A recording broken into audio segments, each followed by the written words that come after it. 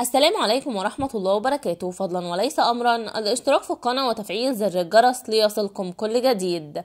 مي عمر تكشف للمرة الأولى عن أسلوبها في تربية ابنتيها، دعونا نتعرف على التفاصيل. للمرة الأولى تكشف الفنانة مي عمر عن أسلوبها في تربية ابنتيها، مشيرة إلى أنه لابد من أن يكون هناك خوف لدى الأطفال في التعامل مع أهاليهم ولكن بحدود. وقالت مي عمر خلال ندوة صحفية: لازم الأم تبقى صديقة لأولادها، بس لازم كمان يخافوا، يعني ما ينفعش تبقى الدنيا مفتوحة ونعمل كل اللي عايزينه، مفيش حاجة اسمها كده. وتابعت أيضا: احنا اتربينا اننا نخاف من أهالينا، لكن في نفس الوقت مش الخوف اللي يمنعنا نقول أي كارثة أو خطر حصل لينا، لازم يبقى فيه حدود. ويذكر ان مي عمر تواصل تصوير مسلسل إيش إيش والذي تخوض به الموسم الرمضاني المقبل، ويشاركها في بطولته كل من ماجد المصري، هالة صدقي، انتصار، محمد الشرنوبي، دينا، عصام عمر، إيهاب فهمي، عصام السقا، علاء مرسي.